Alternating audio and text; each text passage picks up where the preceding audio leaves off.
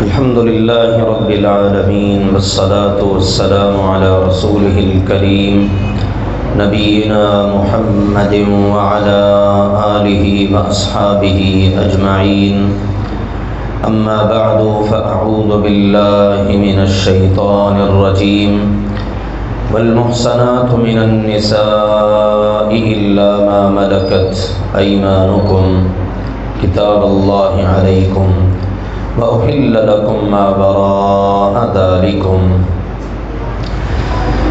پانچواں پارہ اس میں مکمل طور پر سورۃ النساء ہے۔ جیسا کہ کل ذکر ہوا، النساء اس کا مطلب ہے خواتین، عورتیں۔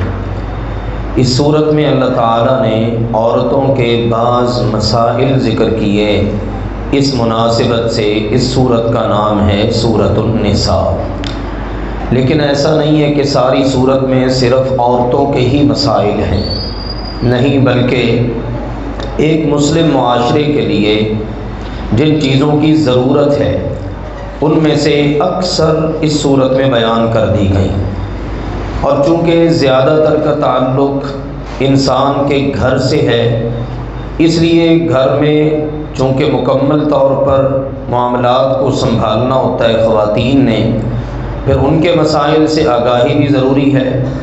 مردوں کا اور عورتوں کا کیا معاملہ ہے، ان کے کیا مسائل ہیں، ذمہ داریاں کن پر ہیں، یہ بعض چیزیں اللہ تعالیٰ نے اس صورت میں ارشاد فرمائی۔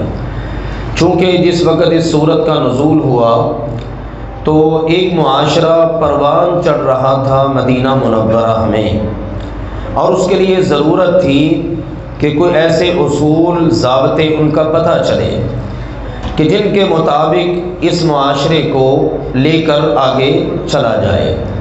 پھر بعض ایسے مسائل بھی پیش آ گئے، بعض دیگر اقوام کے ساتھ کچھ معاملات پیش آئے۔ اللہ تعالیٰ نے اس معاملے میں بھی اس سورہ مبارکہ کے اندر رہنمائی ارشاد فرما دی۔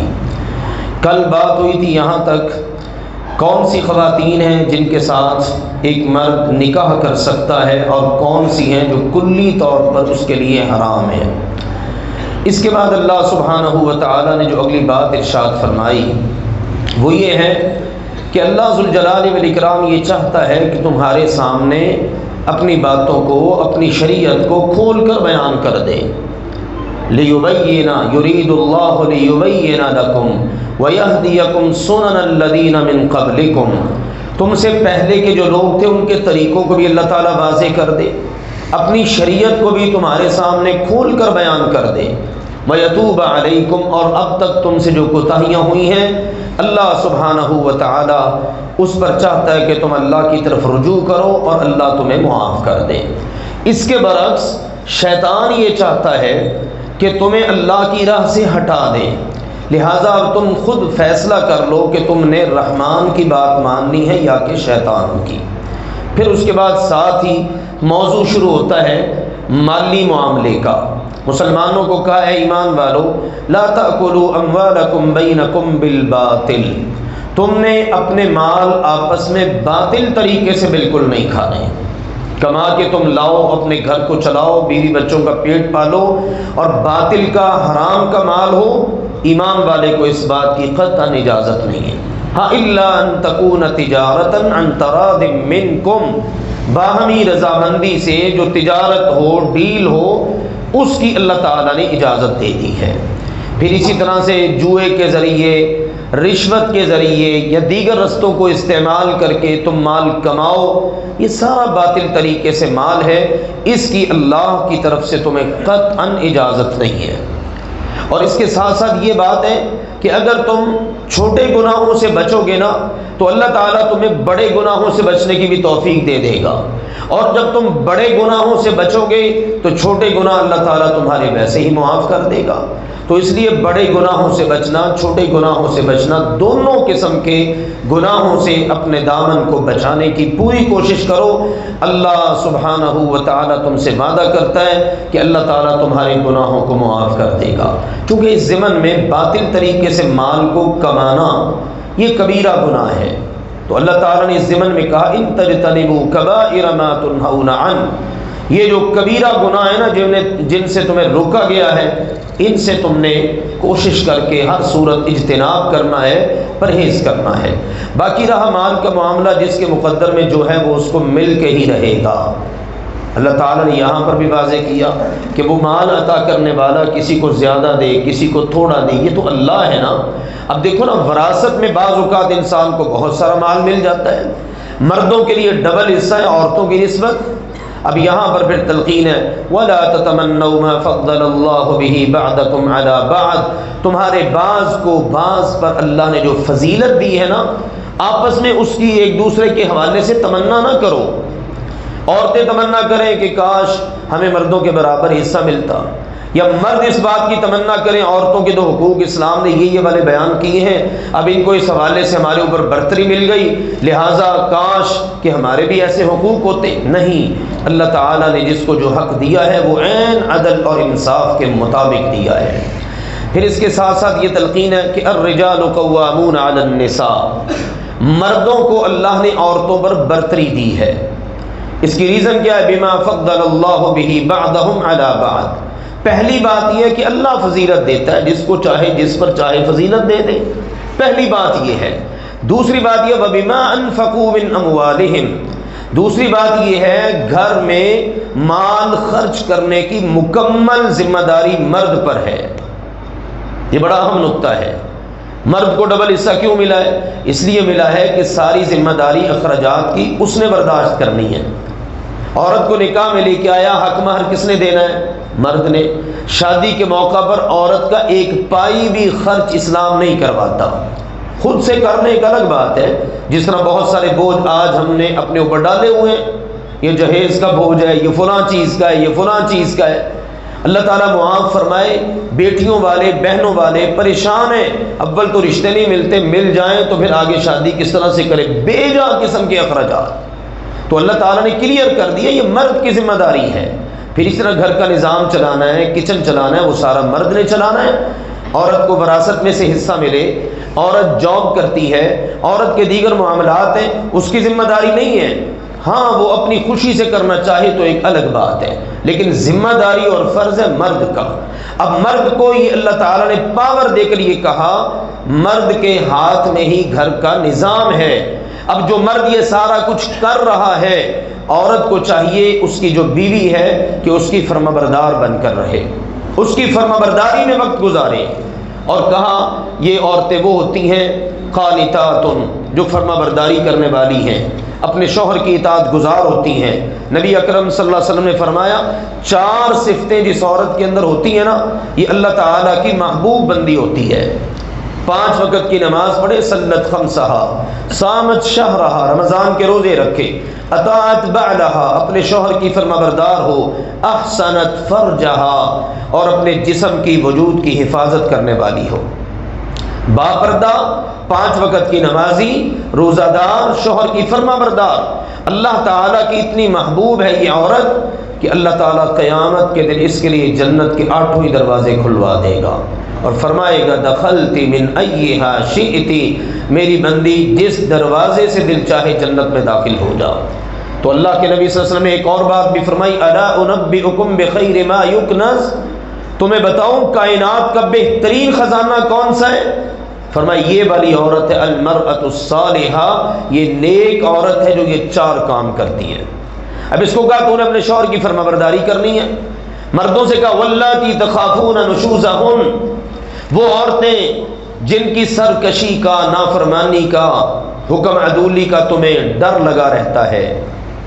یہ عورت زبان کی تیز ہے، جواب دے دیتی ہے، فرمانبرداری نہیں کرتی، گھر میں ہر وقت مصیبت بنی رہتی ہے۔ اب قرآن یہ نہیں کہتا فوراً سے اٹھتے تم طلاق دے دو، نہیں، پہلا کام کیا کرو فعظوہن، ان کو نصیحت کرو، ان کو سمجھاؤ، ان کو واعظ کرو، بیٹھ کے بات بتاؤ، اللہ کے قرآن کی باتیں بتاؤ، حدیث کی باتیں بتاؤ، معاشرے کی باتیں بتاؤ، عقلی نقلی دلائل دو، یہ مرد کی ذمہ داری ہے۔ اللہ نے کہا اگر یہ کارگر ثابت نہیں ہوتا یہ معاملہ وَاهْجُرُوهُنَّ فِي الْمَضَاجِعِ، دوسرا کام پھر اس کے بعد یہ کرو، اگر نصیحت کام نہیں نہ دکھا رہی تو پھر ان کو بستر میں علیحدہ کر دو، اس کا کمرہ الگ، اپنا الگ، الگ الگ رہو۔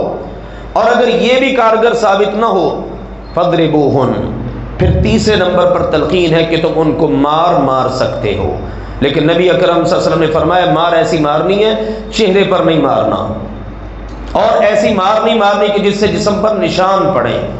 اس مار کا مقصد ہوتا ہے آگاہ کرنا، ڈرانا کہ یہ والا کام بھی ہو سکتا ہے۔ یہ تین معاملات اگر یہ کارگر ثابت نہ ہو سکیں، پھر آخر میں کہا پھر تمہیں اجازت ہے کہ تم ان کو طلاق دے دو۔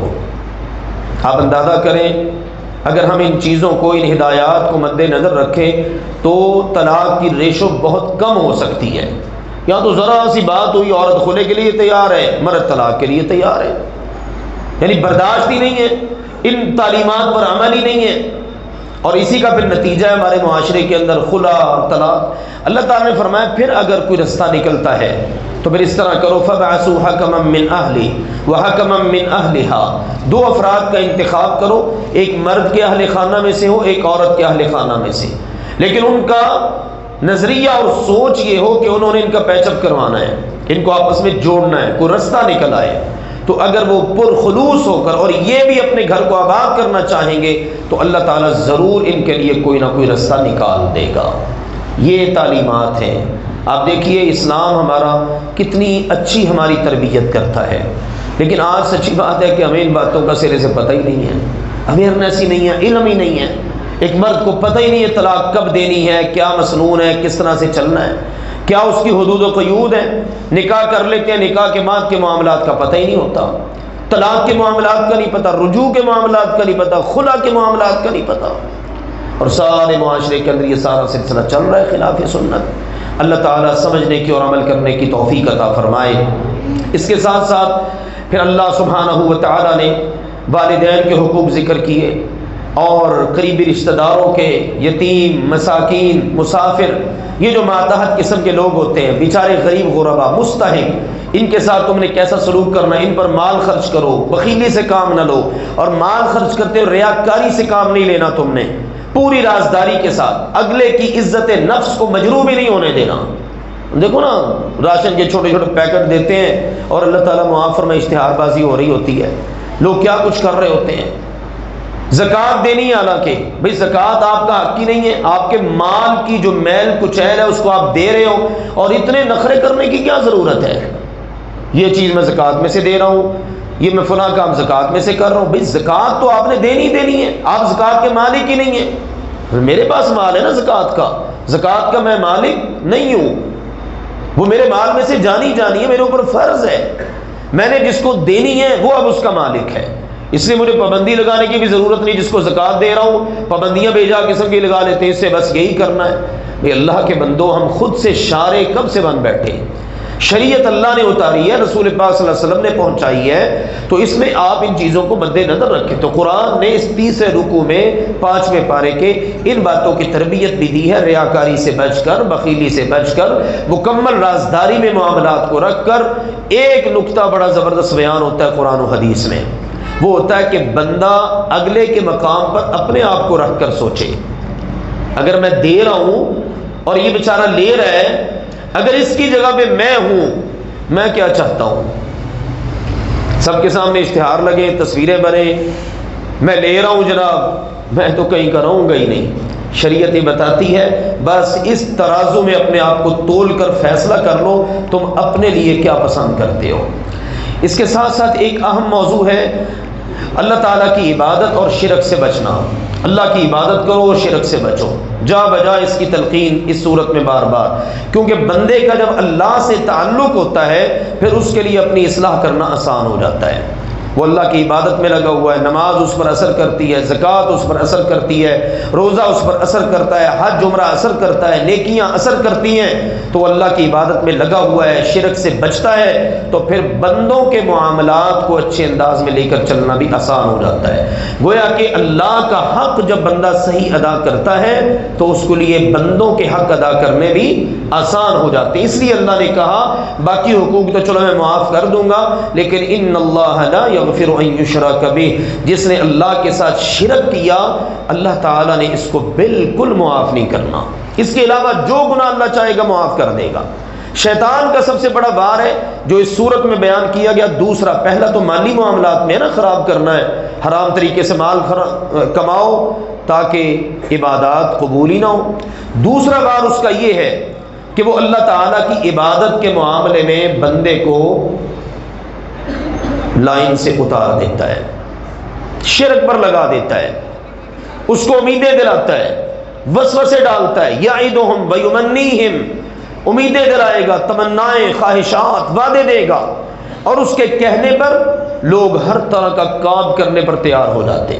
اس وقت کے معاشرے میں لوگ جانوروں کے کان کاٹ دیتے، اس طرح کے بہت سارے معاملات کرتے، اللہ کے علاوہ غیر اللہ کے نام پر اپنے جانوروں کو ذبح کر دیتے۔ اللہ تعالیٰ نے فرمایا یہ چیزیں اللہ تعالیٰ کو بالکل پسند نہیں۔ مسلمانوں، تم بس اللہ پر اور اس کے رسول پر، اللہ کی نازل کردہ کتاب پر ایمان رکھتے ہوئے، عقیدہ توحید کو اختیار کر کے، شرک سے بچتے ہوئے اللہ کا حق بھی ادا کرو اور اللہ کی مخلوق کے حق بھی ادا کرو۔ سب سے اچھا دین اسی شخص کا ہے جو یوں اسلام پر چلتا چلا جائے اور نمونے کے طور پر سیدنا ابراہیم جو اللہ کے خلیل تھے علیہ الصلاۃ والسلام، ان کو فالو کرے کہ دیکھو انہوں نے ساری دنیا سے دشمنی لے لی، کسی کی پرواہ نہ کی، بس ایک اللہ کی پرواہ کی ہے، اور نتیجہ دیکھیے ان کے لیے اللہ کا حق ادا کرنا بھی آسان تھا اور اللہ کی مخلوق کے حق ادا کرنا بھی ان کے لیے بڑا آسان ہو گیا۔ پھر ایک موضوع ہے اس ضمن میں طہارت کا، کیونکہ یہ بڑا اہم معاملہ عبادت کے ضمن میں۔ عبادت اس وقت تک قبول نہیں ہوتی جب تک بندہ پاک نہ ہو۔ اللہ تعالیٰ پاک سے ہی عبادت کو قبول کرتا ہے۔ ہم نے نماز پڑھنی ہے، ہمارا جسم پاک ہو، ہمارے کپڑے پاک ہوں، جہاں نماز پڑھنی ہے وہ جگہ پاک ہو، تو یہ پاکی اور طہارت۔ طہارت کی دو قسمیں ہیں، ایک ہے باطنی طہارت، ایک ہے ظاہری طہارت۔ باطنی طہارت یہ والی، آپ نے شرک سے بچنا ہے، توحید کو اختیار کرنا ہے، آپ کا دماغ، آپ کی سوچیں، آپ کا دل، فکر، یہ سب کچھ صاف ستھرا، یہ باطنی طہارت ہے۔ ظاہری طہارت ہے انسان بے وضو ہو گیا ہے، اب اس نے وضو کرنا ہے، اس کا طریقہ بتا دیا گیا لیکن اجمال کے ساتھ۔ بڑی ناپاکی ہو گئی ہے، میاں بیوی نے قربت کی، غسل فرض ہو گیا، احتلام ہوا، غسل فرض ہو گیا، خواتین سے متعلقہ مسائل ہے ناپاکی کے، جب اس سے نکلی تو غسل فرض ہے، جمعے کا دن ہے غسل کرنا واجب ہے ہر بالغ مسلمان پر، عیدین کے موقع پر، تو اس کی تعلیم دے دی گئی کہ یوں اس انداز کے اندر چل کر تم نے غسل کرنا ہے، اور وہ مکمل طریقہ اللہ تعالیٰ نے یہاں پر اور اس سے اگلی سورت سورۃ المائدہ میں ذکر کر دیا ہے۔ وضو کا طریقہ تو آسان ہے، احادیث کو بھی ساتھ رکھیں اور قرآن پاک کی آیات کو بھی۔ سب سے پہلے بسم اللہ پڑھیں، بسم اللہ پڑھ کے اپنے دونوں ہاتھوں کو کلائیوں سمیت دھونا ہے اور انگلیوں کا خلال کرنا ہے۔ یوں جب ہاتھ دھو لیے پھر اس کے بعد آپ نے کرنی ہے کلی، منہ میں پانی ڈالنا، ایک چلو لیں، منہ میں پانی ڈالیں۔ حدیث پاک میں آتا ہے اگر روزہ نہیں ہے تو پھر اچھی طرح سے غرارے کریں، ناک میں پانی ڈالیں اور ناک کو اچھی طرح جھاڑیں۔ اگر روزہ ہے تو پھر ایسا نہیں کرنا، پھر آپ نے بس سمپل منہ میں پانی ڈال کے انگلی کو پھیر لیں اور مسواک کر لیں، اس کی اجازت ہے۔ ناک میں پانی ڈالیں، اس کے بعد ناک کو اچھی طرح جھاڑ لیں، صاف کریں، پھر اس کے بعد اپنے چہرے کو دھوئیں۔ جہاں سے یہ بال اگنا شروع ہوتے ہیں یہاں سے چہرہ شروع ہوتا ہے اور یہ کانوں تک اور یہ پوری تھوڑی سمیت، یہ چہرے کے حدود اربع ہیں۔ چہرہ دھونے کے بعد پھر آپ نے اپنا دایاں بازو کوہنی سمیت دھونا ہے، پھر بایاں بازو کوہنی سمیت دھونا ہے، پھر اس کے بعد اللہ کہتا ہے وَامْسَحُوا بِرُؤُوسِكُمْ، اپنے سروں کا مسح کر لو، جہاں سے بال اگنا شروع ہوتے ہیں یہاں سے شروع کر کے گردن تک، گردن سے پھر واپس آ کے وہاں لا کے چھوڑنا ہاتھوں کو جہاں سے آپ نے شروع کیا تھا۔ پھر یہ شہادت کی انگلیاں کانوں میں ڈال کر مکمل نشیب و فراز سے گزارتے ہوئے باہر لے آنا ہے اور انگوٹھا کان کی پشت پر پھیر لینا ہے، یہ مکمل مسح ہے۔ الاذنان من الراس، حدیث پاک میں آتا ہے کہ دونوں کان بھی سر میں شامل ہیں، کانوں کا مسح بھی سر کے ساتھ ہی کرنا ہے۔ پھر دایاں پاؤں ٹخنوں سمیت دھو لیں، پھر بایاں پاؤں، انگلیوں کا اچھی طرح خلال کریں۔ یاد رہے وضو کا کوئی عضو، اس کا کوئی حصہ خشک نہ رہنے پائے۔ ایک صحابی وضو کر کے آئے، ایڑی جو تھی نا ٹخنے کے نیچے والا حصہ جو اندر کو ہے وہاں سے جگہ خشک، نبی پاک صلی اللہ علیہ وسلم کی نگاہ مبارک پڑی تو فرمایا ویل للعقاب من النار، جو لوگ وضو کے دوران اپنی ایڑیوں کو خشک ہی رہنے دیتے ہیں ان کے لیے تو جہنم کی آگ سے ہلاکت ہے۔ تو اس لیے وضو اہتمام سے کرنا ہے، لیکن مبالغہ آرائی بھی نہیں۔ ایک مرتبہ تمام اعضاء کو دھو لیں، 2 مرتبہ دھو لیں، 3 مرتبہ دھو لیں، 3 مرتبہ سے تجاوز نہیں کرنا۔ اعضا ایک عضو آپ نے ایک مرتبہ دھو لیا، دوسرا 2 مرتبہ، تیسرا 3 مرتبہ، یہ بھی ٹھیک ہے، 3 مرتبہ سے تجاوز نہیں کر سکتے، یہ وضو ہے۔ غسل کرنا ہے تو تعلیم دے دی گئی، سب سے پہلے آپ اپنے جسم کے گندگی والے حصے کو دھو لیں، شرمگاہ جہاں پر گندگی لگی ہے اس کو اچھی طرح دھو لیں، دھونے کے بعد پھر آپ اسی طرح وضو کریں، پھر سر میں 3 مرتبہ پانی ڈالیں یا اچھی طرح پانی ڈال کر سر کے بالوں کو تر کر لیں۔ خواتین کے لیے بھی یہی طریقہ، البتہ اگر ان کے بال بندھے ہوئے ہیں، گت وغیرہ کی ہوئی ہے تو ان کو کھولنے کی ضرورت نہیں ہے، 3 چلو لیں، سر میں 3 مرتبہ پانی ڈال لیں، عورت کے لیے اتنا کافی ہے۔ البتہ اگر اس کے بال کھلے تو اس نے بھی بالوں کا اچھی طرح خلال کرنا ہے، یعنی اتنی مرتبہ انگلیاں گیلی کر کے بالوں میں پھیرنی ہے، یقین ہو جائے کہ بالوں کی جڑوں تک پانی پہنچ گیا ہے۔ مرد کے لیے یہی تعلیم ہے، اس نے یہی کرنا ہے۔ اس کے بعد پھر آپ نے دائیں کندھے پر 3 مرتبہ پانی ڈالنا ہے، پھر بائیں کندھے پر 3 مرتبہ پانی ڈالنا ہے، پھر سر میں 3 مرتبہ پانی ڈال کر اس کے بعد سارا جسم دھو لیں۔ ابھی آپ نے غسل کر لیا جب، تو آپ کا اگر وضو برقرار ہے تو اس وضو کے ساتھ آپ عبادات کر سکتے ہیں۔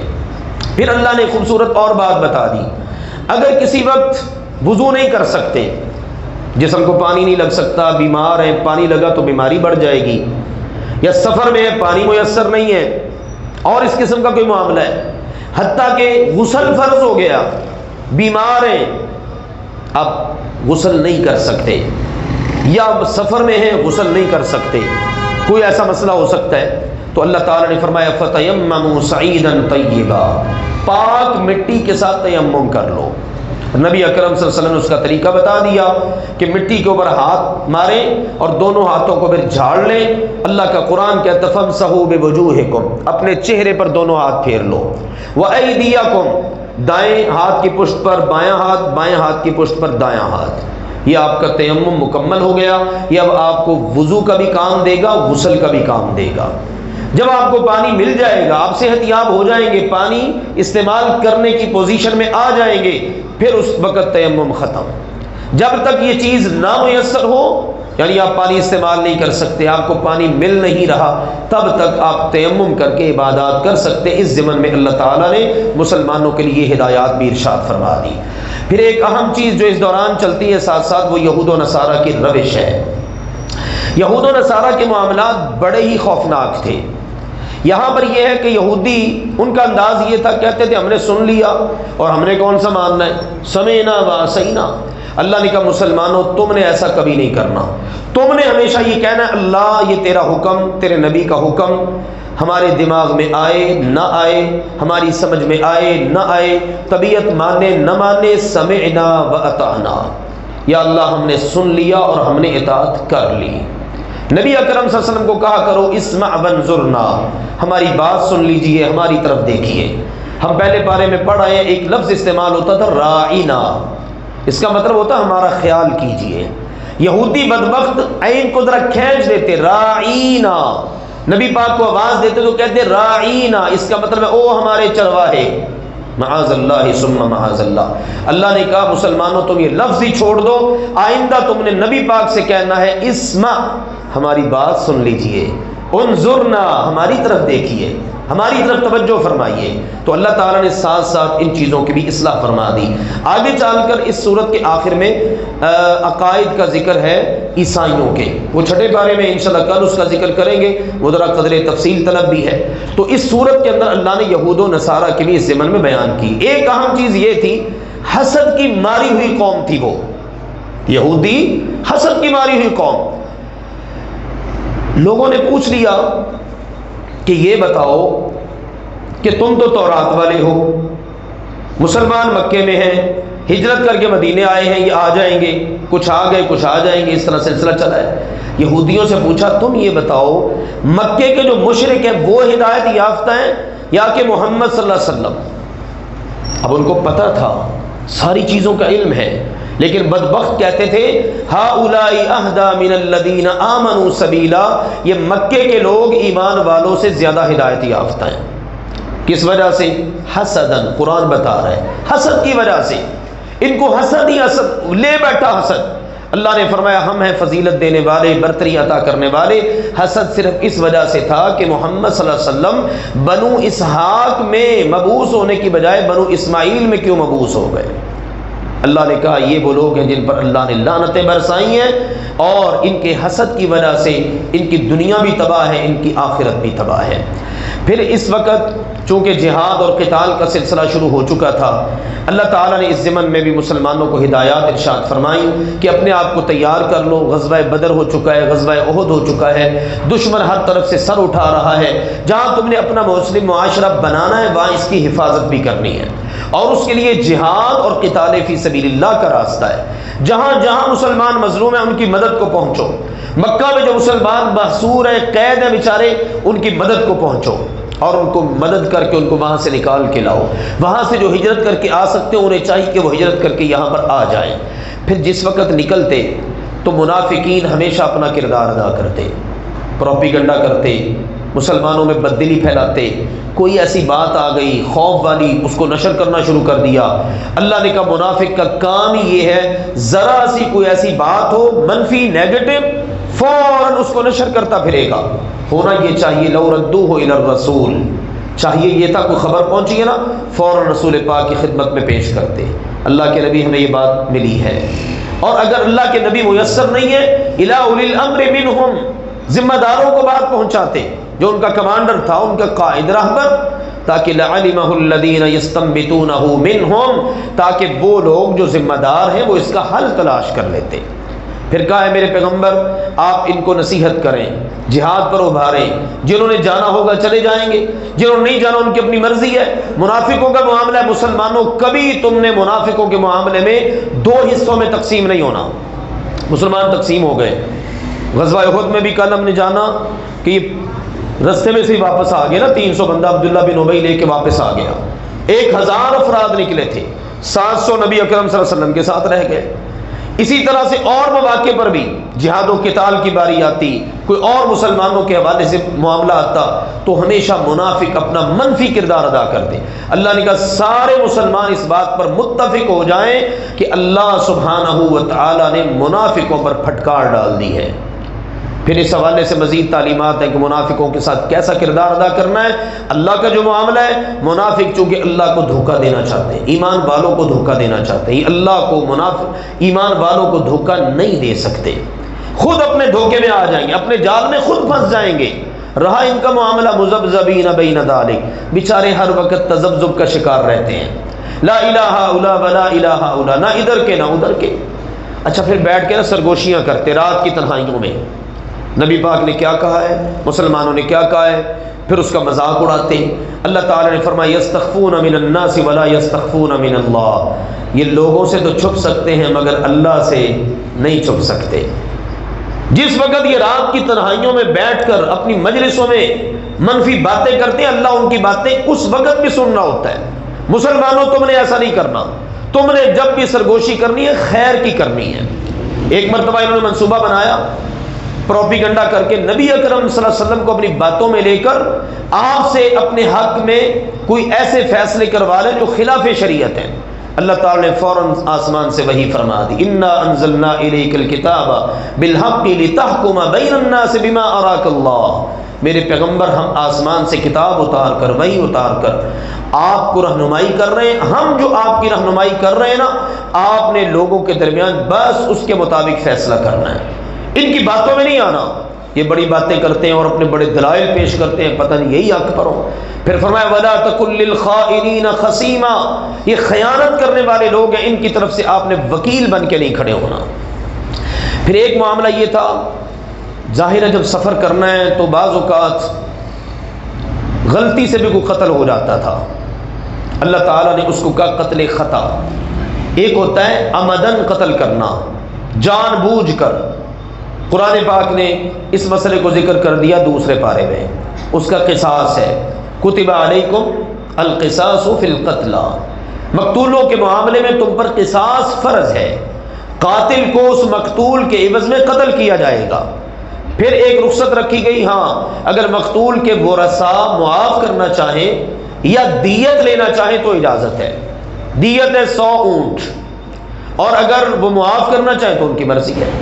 دوسری صورت ہے قتل خطا، غلطی سے قتل ہو گیا، اللہ تعالیٰ نے پھر اس کا مسئلہ ذکر کیا، وَمَا كَانَ لِمُؤْمِنٍ أَن يَقْتُلَ مُؤْمِنًا إِلَّا خَطَأً، کسی مومن کے لیے جائز نہیں کسی مومن کو قتل کرے۔ ہاں اگر غلطی سے قتل ہو جائے تو پھر اس کا فدیہ ادا کرنا ہے اور صدقہ کرنا ہے، یا بعض شکلوں میں دیت دینی ہے۔ بعض اوقات مسلمانوں کا بندہ قتل ہو گیا ہے، بعض اوقات ایسی قوم کا بندہ قتل ہو گیا جن کے ساتھ معاہدہ تھا کہ ان کے ساتھ ہم جنگ نہیں کریں گے، بعض اوقات دشمن کا بندہ قتل ہوتا ہے لیکن اس وقت جنگ بندی ہوتی ہے۔ تو یہ مختلف شکلیں ہیں اور مختلف شکلوں میں اس کے مختلف احکامات ہیں۔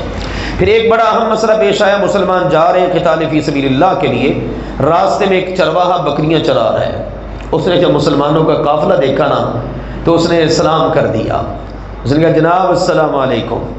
مسلمانوں کے کمانڈر نے سمجھا کہ شاید یہ اپنے آپ کو بچانے کے لیے سلام کر رہا ہے۔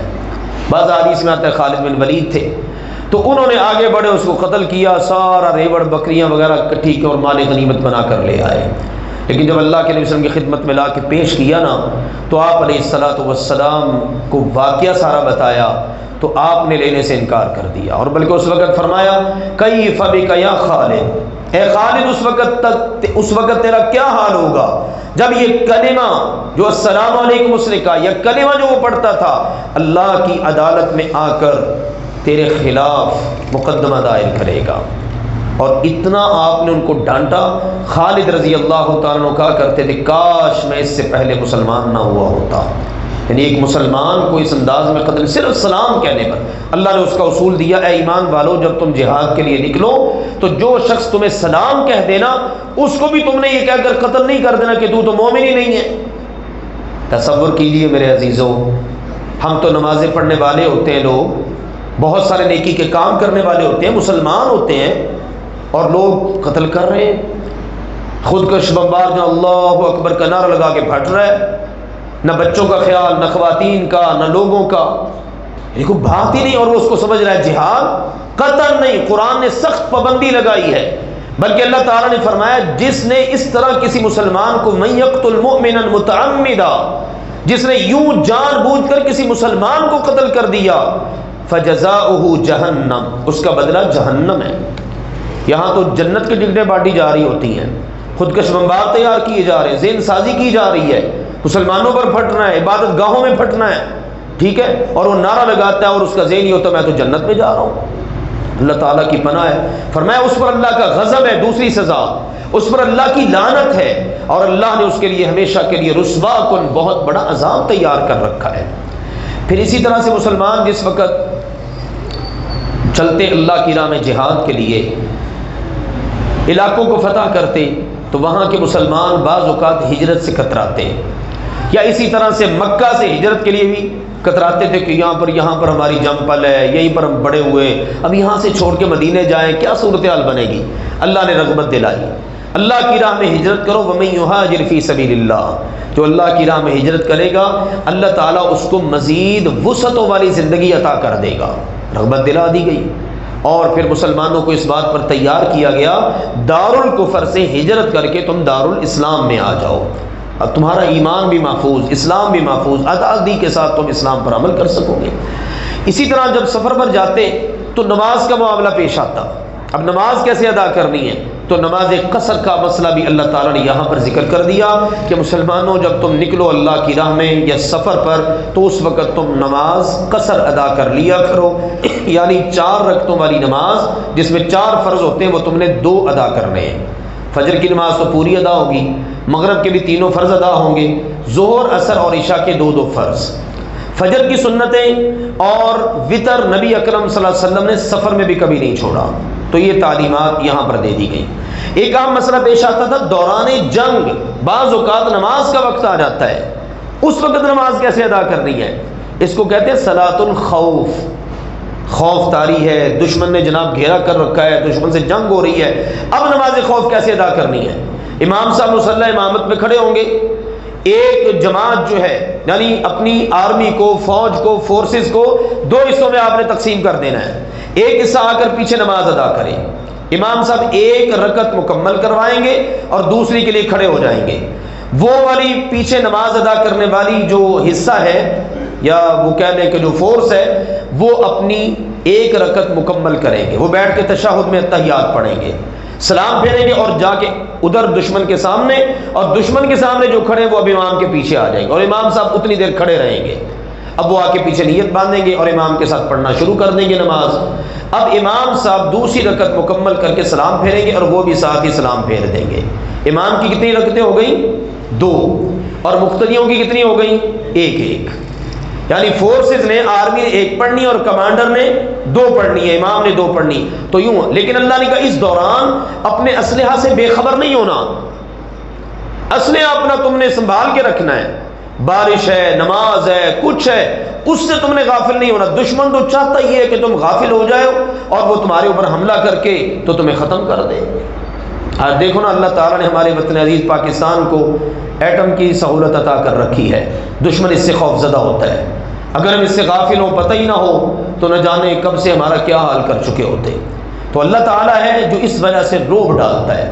پھر ساتھ ساتھ اس بات کی بھی تلقین ہے، عبادات کے اندر مضبوطی اختیار کرو، منافقت کے ہر قسم کے معاملے سے تم اپنا دامن بچا کے رکھو، اللہ تعالیٰ کی طرف رجوع رکھو، اور اس کے ساتھ ساتھ یہ بات بھی یاد رکھو، ایک مسلم معاشرے کے لیے عدل انصاف کی گواہی بہت ضروری چیز ہے۔ اے ایمان والو، عدل اور انصاف کی گواہی دینے والے بن کر کھڑے ہو جاؤ۔ یا اللہ کس حد تک؟ فرمایا وَلَوْ عَلَىٰ أَنفُسِكُمْ، اپنے خلاف بھی گواہی جائے نا، سچ کی تو دے دو۔ میرے عزیزو سوچئے، اپنے سے بڑھ کر کون ہو سکتا ہے؟ یہاں پر تو ہم دوسروں کو رکھتے ہوئے جناب کہتے یار حق کی گواہی تو یہی تھی، لیکن میں نے رکھا ہے، اس کے ساتھ میرا تعلق ہی ایسا ہے، میں گواہی حق کی دے نہیں سکتا تھا۔ گواہیاں بکتی ہیں، کیا کچھ ہوتا ہے اس معاشرے میں۔